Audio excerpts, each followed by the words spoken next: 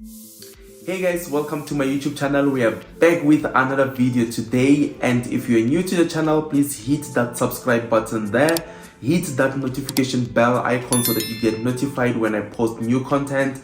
Share the video with your loved ones, with your friends, with your family, with your colleagues, and just everybody that you know. And please ask them to subscribe to the channel so that we can grow.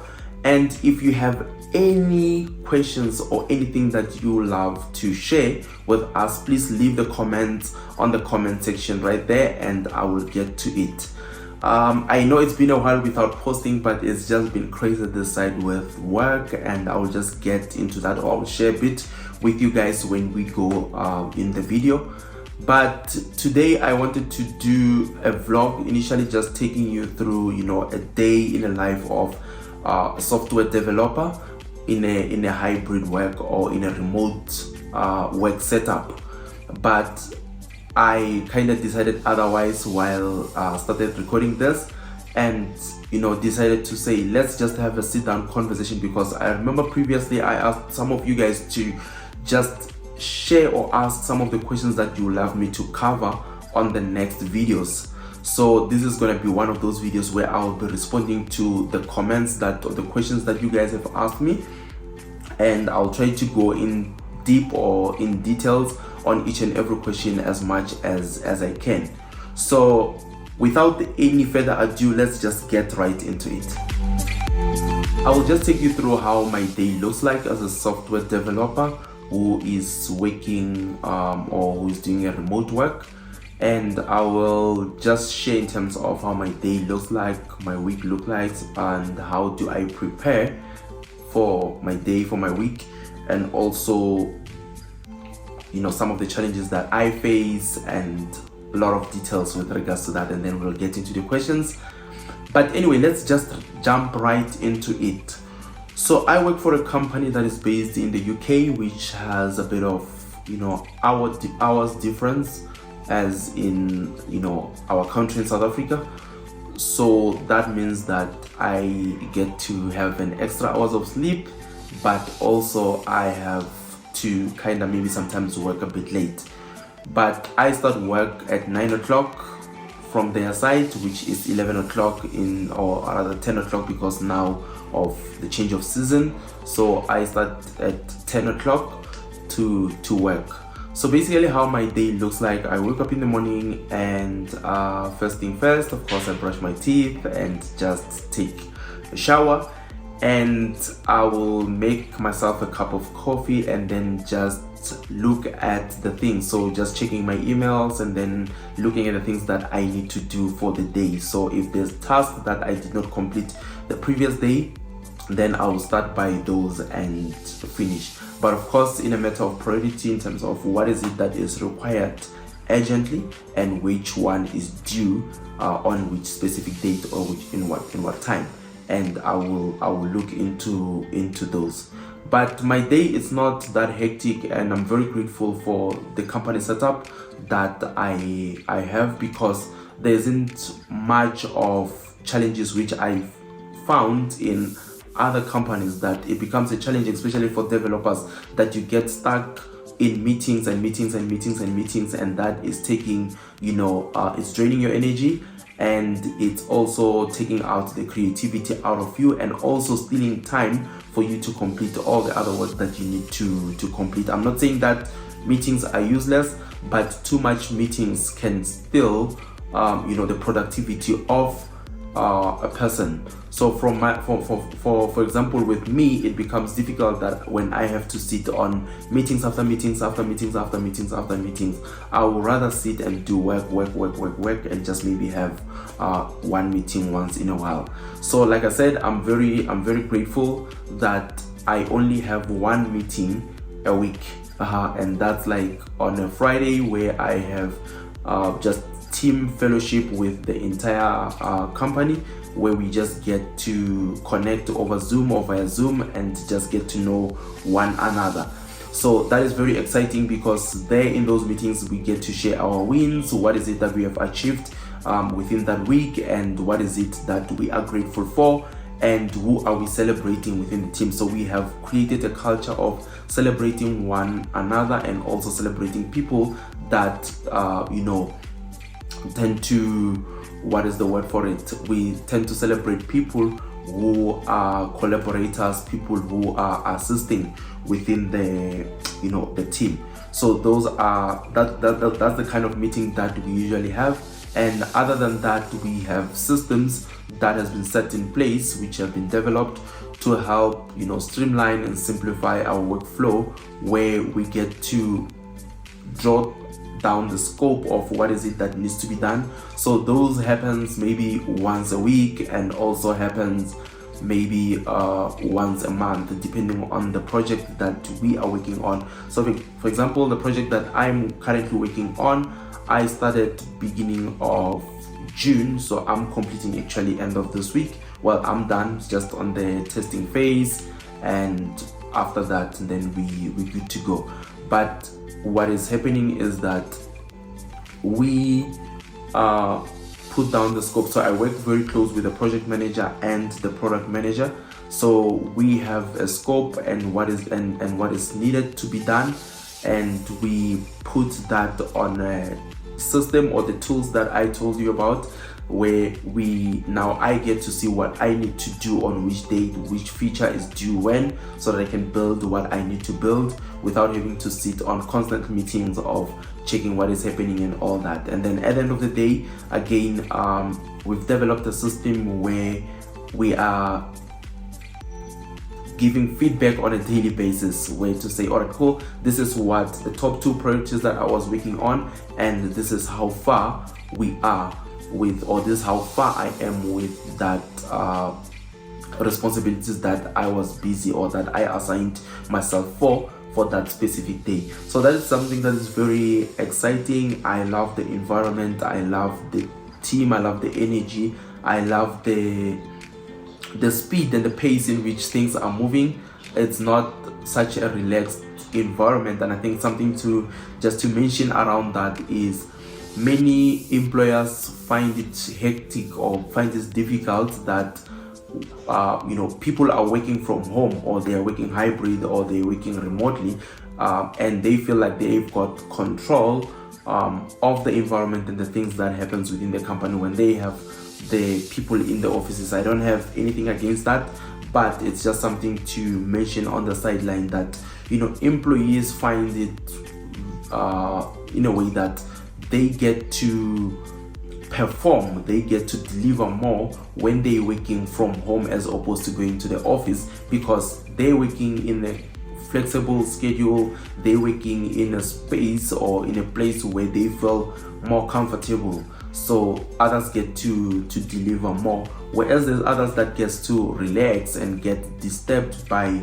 lot of things. I mean, you're sitting in front of TV, or there's a TV here, or there's a child crying, or some of the other factors that might affect that. So those are kind of the downfalls of working from home. So yeah, basically that's just how my day goes, that's how my week goes. But yeah, I take lunch whenever I want, as long as I get to deliver the work that is given to me or it's assigned to me.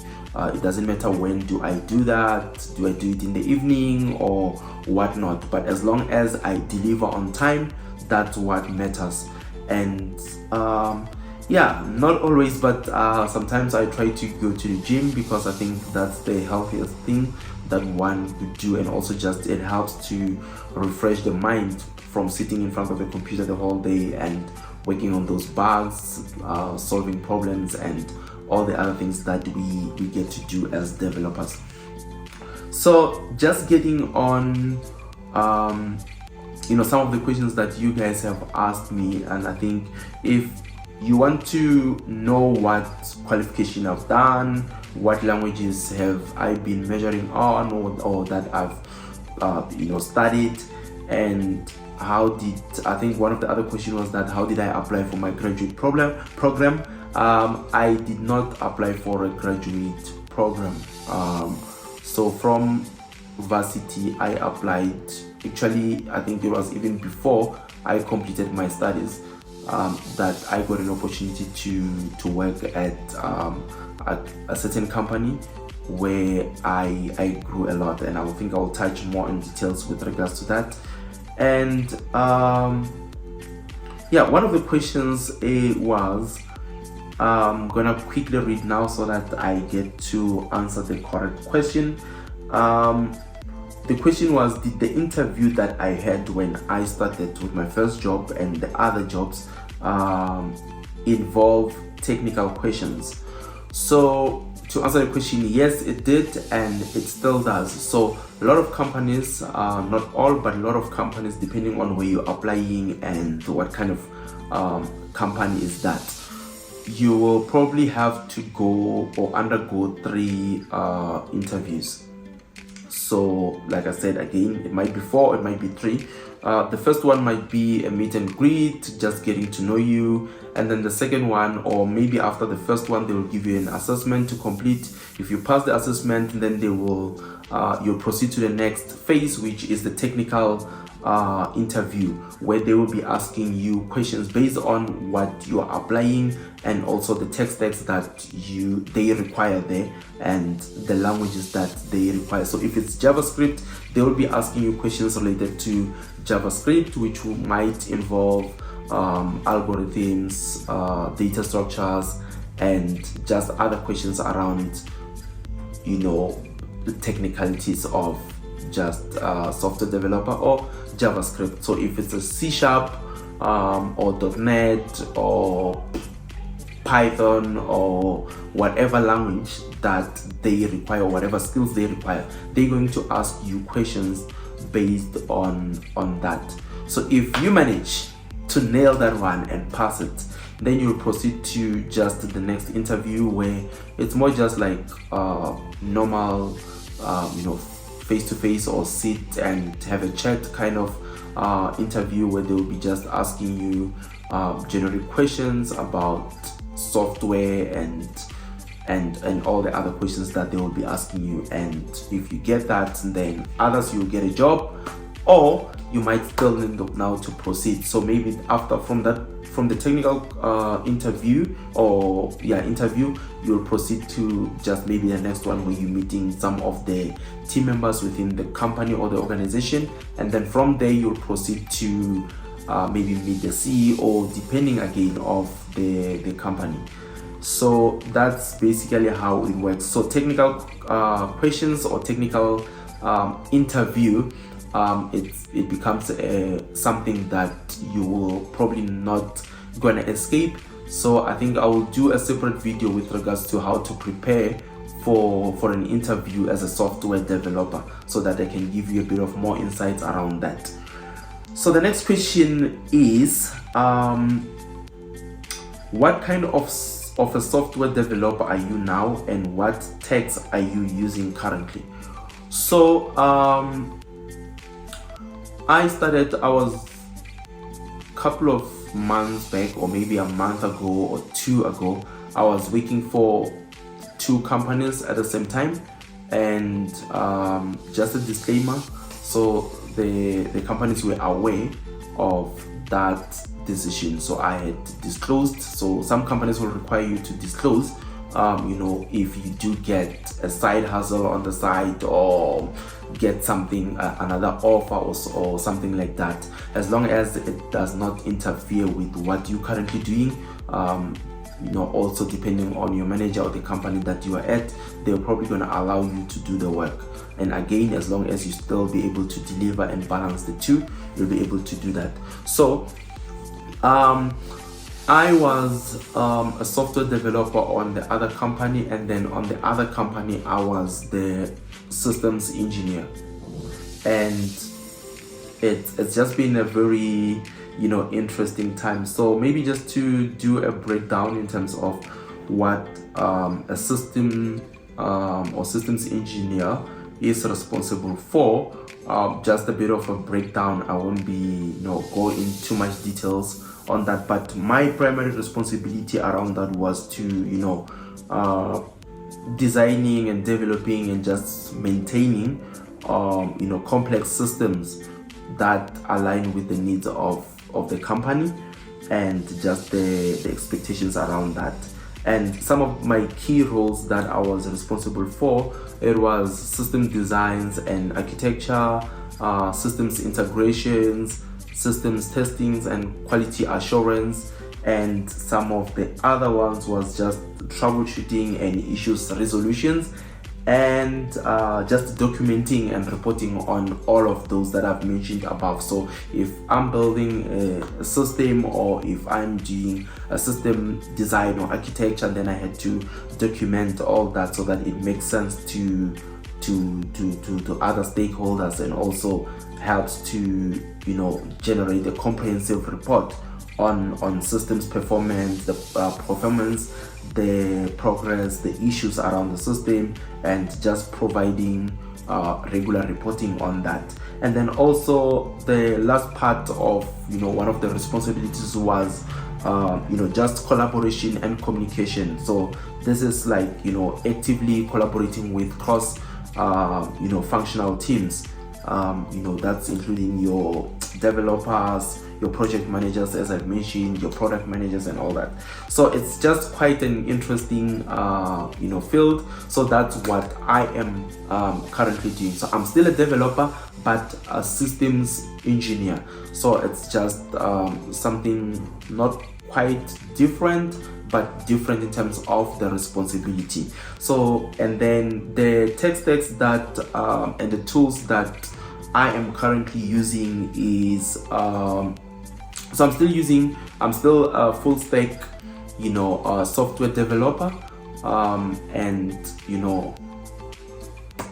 leaning more on JavaScript and its frameworks and tech tools around that. So currently I'm working with tools and tech stacks. I'm just gonna mention few. So Node.js is still primarily my number one, and something that I'm more comfortable on. So JavaScript basically, and MySQL, and your tools like HubSpot, your ClickFunnels, your Notion, your Google Cloud. There's just a lot, MongoDB, and other ones. So there's just quite a lot to mention few. And yeah, it's just been an exciting journey, as I mentioned earlier.